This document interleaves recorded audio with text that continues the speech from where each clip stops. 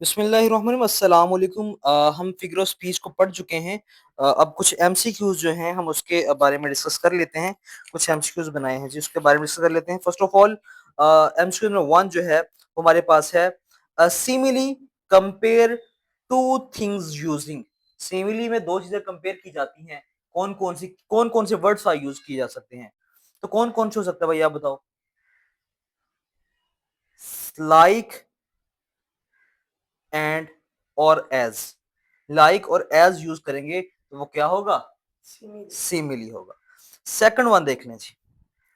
Second one हमारे पास क्या है? He is as brave as lion. इतना भारी जैसा कि शेर। ये मेटाफर है, सिमिली है, हाइपरबोले है, ये पन है? आप बताओ भाई। ये हमारे पास सिमिली है। पीछे तो पढ़ के आए हैं कि a simile compare two things using as और लाइक, और इसमें एज यूज हो गया। He is as brave as lion, तो जहां पे एज यूज होता है वो क्या होता है? सिमिली। यही तो हमने पढ़ा था, comparison between two things, different things using as and like, तो क्या होगा? सिमिली। जैसे my brother is as strong as ox. इन्ना मतलब स्ट्रॉन्ग है जैसा कि ऑक्स। ओके, ये समझ आ गई भाई? चले नेक्स्ट देखो जी। मेटाफर इज, मेटाफर में क्या होता है? एक comparison using like and as, उसमें एज और लाइक यूज कर कंपैरिजन होता है। या option B, direct comparison without as and like. तीसरा है एक्सरेशन। चौथा है साउंड वर्ड। क्या इसका आंसर आता है भाई? डायरेक्ट। हाँ, direct comparison without using as and like, जिसमें ये एज लाइक यूज नहीं होगा। आई समझ? आगे जी, आगे देखो। Question 4, time is a thief. ठीक है, तो ये क्या है? वक्त चोर है। तो ये हमारे पास क्या है भाई? ये है मेटाफर। मेटाफर क्यों है? क्योंकि इसमें एज लाइक यूज नहीं हो, बस कंपेयर किया किसको? टाइम को थीव के साथ। आई समझ? आगे है इलिट्रेशन। इलिट्रेशन हमने क्या पढ़ा था इलिट्रेशन के अंदर? Having same first consonant sound. क्या पढ़ा था? Same consonant sound. यहाँ पे क्या है? Consonant sounds at the beginning.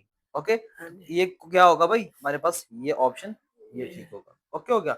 आगे जी, सी शी सेल्स सी शेल्स इस एग्जाम्पल।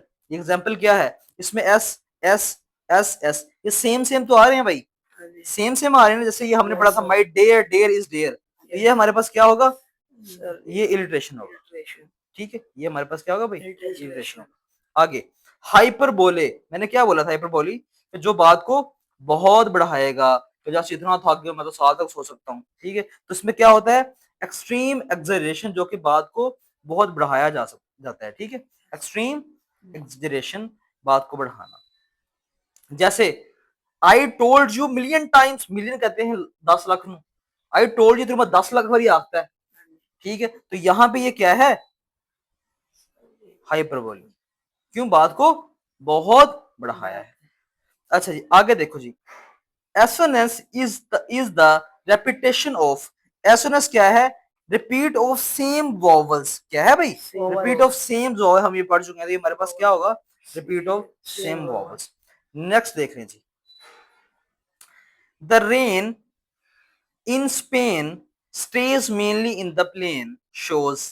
अब यहाँ पे वॉवल साउंड रिपीट होगा, तो यहाँ पे ए साउंड रिपीट, ए साउंड रिपीट। ओके, ए साउंड रिपीट, तो यहाँ पे क्या होगा? ये एसोनेंस होगा हमारे पास।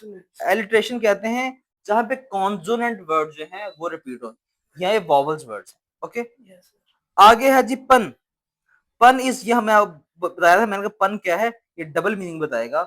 ये प्लेज ऑन वर्ड्स। ठीक है, वर्ड के साथ ये खेलता है। ठीक है, डबल मीनिंग। जैसे I use to be a baker but I could not make enough dough. अब ये एक, तो ये एक आटा भी हो सकता है यहाँ पे, और आटे के साथ मनी भी हो सकता है, पैसा। ठीक है, डबल मतलब शो कर रहा है। डबल किस में शो होता है भाई? पन में। ओके, आगे है जी पर्सोनिफिकेशन। पर्सोनिफिकेशन मैंने आपको बताया था भाई कि किसी भी जानदार की खूबी बेजान को दे देना, वो क्या है भाई? वो तो पर्सोनिफिकेशन है। अब पर्सोनिफिकेशन मतलब क्या है? कंपेयरिंग टू थिंग्स या giving human quality qualities to non human things, या क्या है एक्सैजरेटिंग या रिपीटिंग साउंड। तो giving human quality to, yes, giving human qualities to non human things. समझ आ गई? आगे, the wind is whispering softly.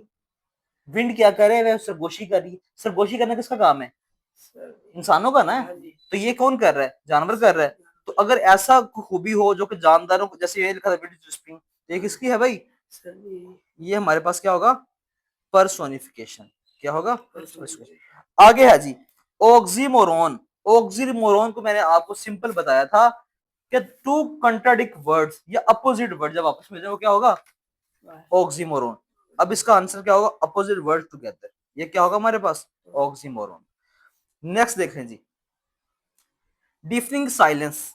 अब एक बहरा, ठीक है, और साइलेंस, डिफरिंग साउंड, एग्जांपल किसकी है हमारे पास? ऑक्सीमोरॉन। ओके। नेक्स्ट है इमेजरी अपील्स टू। इमेजरी किसको अपील करता है? सेंसेस को।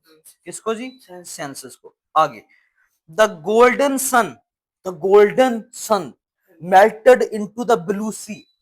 अब ये हमारे पास क्या है भाई? इमेजरी। आइए समझ। आगे है आयरनी। आयरनी मैंने आपको सिंपल बताया था, opposite of what really think, जो हो रहा है उसके उल्ट। ठीक है। अब यहाँ पे क्या है? Opposite of what is expected, जो कि एक्सपेक्टेड उसके क्या है? उल्ट है। तो ये आंसर का क्या होगा भाई? ये वाला। आगे है a fire station Burns down. Fire station क्या हो रहा है भाई? अब फायर स्टेशन का काम होता है आग बुझाना, और खुद बर्न हो रहा है, की होएगा? आयरनी। क्या होगा भाई? आयरनी। आगे है जी ओनोमेटोपिया। ये मैंने आपको बताया था कि साउंड्स इमिटेट के लिए यूज होता है। तो इसका आंसर क्या होगा? Sound imitation. आगे है बज, बैंग, क्रैश। ये किसकी एग्जांपल है? मैंने कहा था बीज बज थ्रू द एयर। किसकी एग्जांपल है? ओनोमेटोपिया। इसका आंसर क्या होगा भाई? ओनोमेटोपिया। समझ आइए भाई? पहली भी गई, पक्की बात है।